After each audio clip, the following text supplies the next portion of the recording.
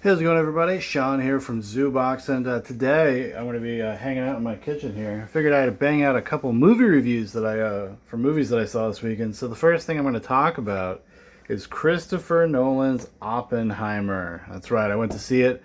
I got to have somewhat of the IMAX experience. I didn't get to go to the 70 millimeter presentations because there's like, what? There's like 5 or 6 theaters, or is maybe more than that. Is there like 30 theaters, I think, in the entire country out of the almost 5,000 screens this was released on, that actually have traditional 70 millimeter IMAX presentations?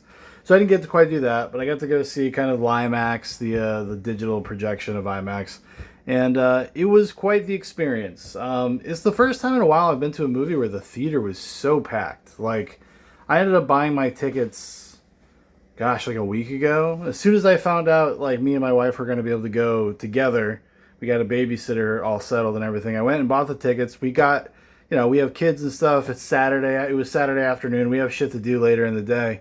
So we're like, oh, we'll go catch the earliest one possible. Thankfully, they had one at like 10:45 a.m. And I was surprised. Even when I went to buy tickets like a week in advance, people had already started buying tickets. Like, there was probably about a third of the way filled up, and then by the time showtime hit, 10:45 a.m., the theater was almost full. I would say it was about 80 to almost 90% full, and I can't remember the last time I saw a movie in a theater that full, especially at that kind of time, right? You go to 10:45 a.m. screening to avoid that shit. But thankfully, the crowd was pretty invested in the movie, and they were paid attention, and there was no talking, there was no bullshit, there was no people on their phones, there was no irony bros, which I was kind of scared about. As if you don't know, there was this thing called Barbenheimer going on over the weekend where people were going to see Oppenheimer and then go see Barbie, and people had dressed up. So I was like, oh fuck, fuck. But thankfully, no issues, no issues there. Got to just have a nice, pleasant screening, other than having to pee at some point and then being in the dead middle of the theater. I like to have that optimal seating when I'm paying $25 a ticket for IMAX. And I bought them early enough where I could get the optimal seating, and that I had to be surrounded by people. But that's neither here nor there. What about Oppenheimer, the film itself? That was the experience of watching the movie. How was the movie itself? I really liked it. I would say it's probably amongst Nolan's best films, if not his best. It's definitely the one that it feels like his career in some ways has kind of been leading up to. Like, he throws all of the tricks that he's learned over the years into Oppenheimer and does something kind of he inverts things a little bit. Like, because if Nolan has a problem as a director, it's that he doesn't handle melodrama very well, and he overwrites. This mostly is able to sidestep that because I think a lot of that has to do with its historical nature, and the melodrama itself is just not. It's supposed to be kind of weird and strained because Oppenheimer himself is a little weird and a little strained of a guy. So it kind of just worked a little bit better. You're dealing with people that are incredibly intelligent but have very, very low social intelligence. And they're constantly having social problems. And that is definitely something that comes through in the script, whether that's because of Nolan's normal overwriting style, or if it was character centric. Who can say? Who can say? But I thought that stuff was handled pretty well in this movie, in a world in which most Nolan movies don't handle that very well. A movie I like that a lot of people don't was his last movie, Tenet, which has tons of problems, and one of the biggest problems of the movie is kind of part of the core, essential part of the movie, which is the melodrama. What's her name? Debicki? Very tall lady. She's supposed to have some sort of there's supposed to be some sort of romantic triangle that never really feels like it's actually developing or going anywhere, and it's really awkward. And he's never handled that stuff very well. Same thing, like, you go watch his Batman movies, like, they're so fucking overwritten. He is so paranoid that, like, the mouth breathers in the back are not going to understand something, so he will restate the same thing over and over and over again. But in this movie, largely That's not a problem. There's no moment that's sticking out to me that like makes me think like, oh well, that was kind of cringy or corny. I think it hits all of the right notes. It's kind of like, it reminded me a lot of A Beautiful Mind in some ways, at least the first act, like the setting up of who Oppenheimer is and the type of person he is, except without the kind of the populist cheese over it. That kind of like, oh, I am watching something important kind of like score and performances. This was a little bit more grounded. Although it does have a very propulsive score that is like kind of holds the movie together. And a criticism I have heard, and I probably wouldn't, I don't know if it'll register until I watch it again. People have said that the score itself is a little heavy-handed. I thought it worked pretty well myself, because it's a story. It's a story about like very big important things, a very big important part of history. But it kind of takes a tact. He kind of inverts what he normally does, which is to do something that's in service of spectacle. In this movie, the spectacle is in service of the character study. So even though he shot it all on IMAX and stuff, the things that are kind of blow your mind, like IMAX wise, are fairly limited. Like there's an incredible sequence, as Nolan is one can put together a sequence. Let me tell you, there's so many parts of this movie that you could watch in a vacuum that are just like impressive from a technical level, and in terms of just performance, like cinematography, the way the score is utilized, the way it is paced and edited, just master classes. Like I said, it's kind of his entire career has been building up to this, but he uses that the idea of the bomb and setting off the bomb and the difficulties of trying to figure that out in service of character. And he uses those big IMAX lenses basically to do a lot of close-up shots. It's a very intimate movie. It's actually way more low-key than I expected it to be.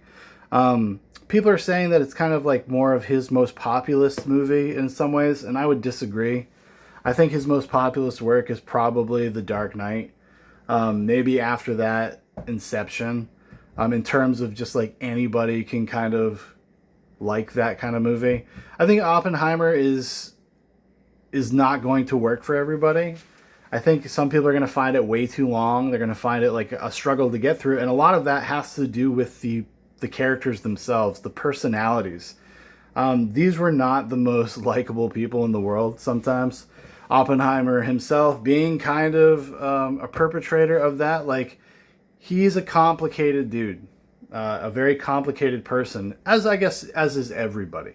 But he has this extra weight of, this extra kind of moral and ethical weight that's put on him as being the man that history chose to do this.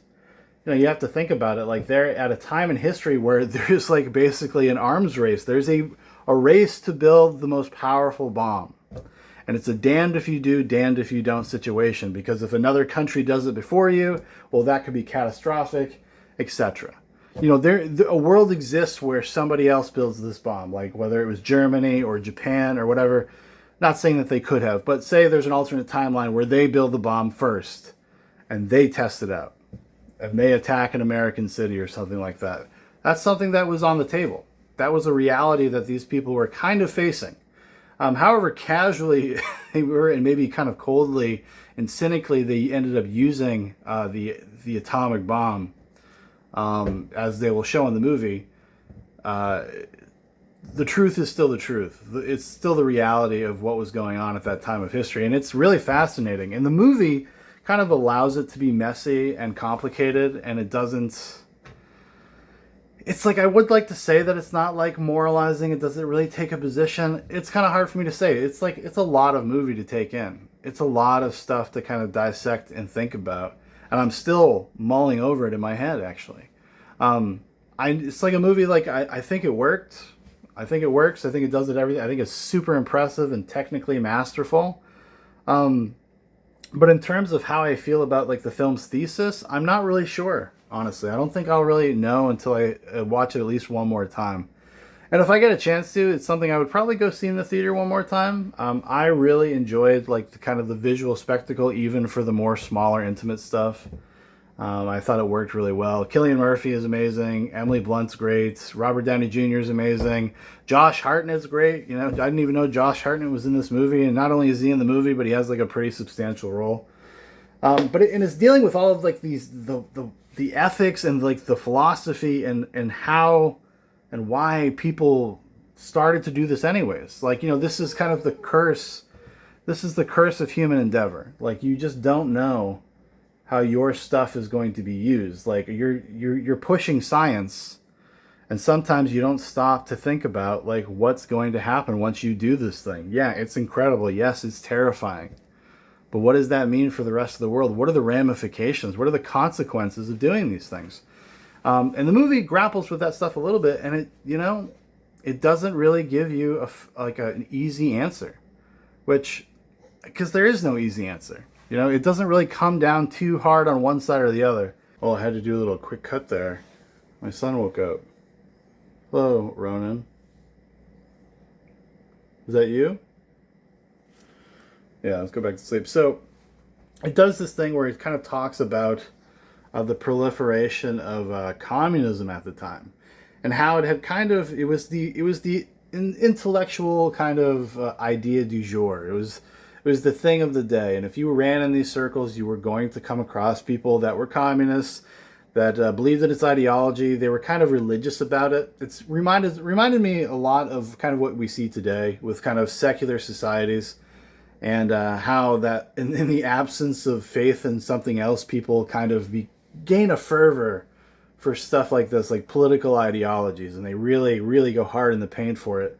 Which, you know, a lot of public intellectuals, a lot of privately people in universities, etc., you know, held these beliefs, and they engaged in it. Not only held these beliefs, but engaged in activities to proliferate the ideology, if you will, in the United States. It's kind of like, it's almost like it's kind of silly, it's kind of crazy, where they're like, oh, you know, McCarthyism, the evils of McCarthyism, look how bad this was, and like only to at this point in history be like, yeah, okay, I guess McCarthy was kind of right. There was communists involved and just littered with in the academia and Hollywood, and even in the government itself. But anyways, I think the movie kind of lets those people off a little easy. You know, we're talking about the creation of a weapon that has killed hundreds of thousands of people, but we don't want to like be too hard on the people that were, whether through ignorance or not, were proliferating ideas that were killing millions of people at the same fucking time.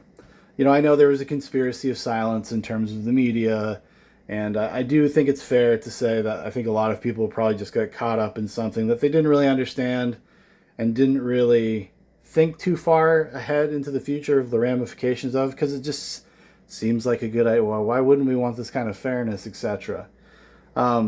You know, and then they kind of launder the ideas. And the movie goes through this a little bit, like kind of launder these kind of more socialist ideas and stuff through like unionization, things to help the working class, because that's how, if you want like a revolution, if you want people to start kind of taking up for your cause, like you have to get to the poor people, get to people like me.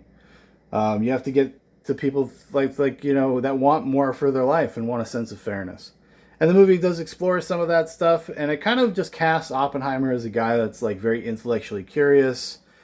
He reads about everything. He talks to people of all different kinds of beliefs, etc. He does get caught up in the party at some point, more to do with the unionization, as I said. And I think, you know, that stuff is okay. It works pretty okay. They do pay a little bit of lip service to the idea that, like, you know, people may have found themselves kind of were misguided, you know, especially back in the 1930s. They do this through Emily Blunt's character. The movie has kind of a non-linear way of telling its story that I thought was pretty effective. It allows Nolan to indulge in one of his favorite things to indulge in, which is time and ticking clocks, something that is also facilitated by the score.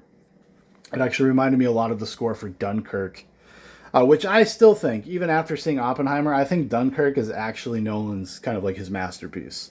That movie is a tight movie, and it's amazing. And he employs kind of similar tactics, because he's taking something that you could ostensibly, you could know the story already. You know how the story ends. You know that they're gonna build the bomb. You know that they're gonna drop it in Japan. You know that there's going to be there's other political figures.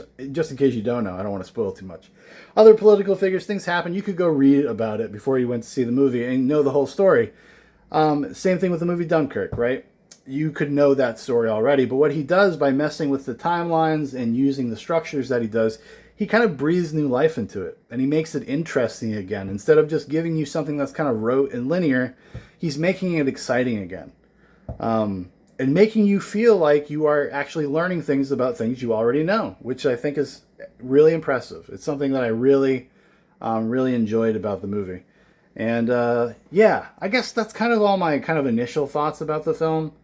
I really want to watch it again. I mean, I know I will. Like, I'm sure I will own this on 4K and I'll watch it like 50 times. It'll be a movie that I put on in the background, just like I do with Tenet. Like, Tenet's like a background movie for me.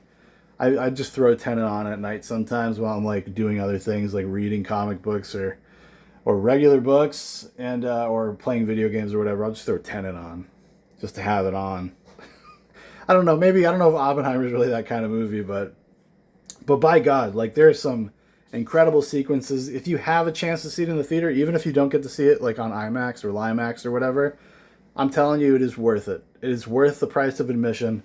And that is a thing that is so rare these days, to actually feel like fully satisfied with a movie that you saw. Like, I saw Mission Impossible Dead Reckoning. I saw that in IMAX with my brother. And that doesn't even rise to this. And that is, explicitly a movie about like action and set pieces. On this, even though that's not kind of the foundation it's built on. It's, like I said, it's more of a character study. It's a much more intimate movie than you may think by the trailers or at first glance.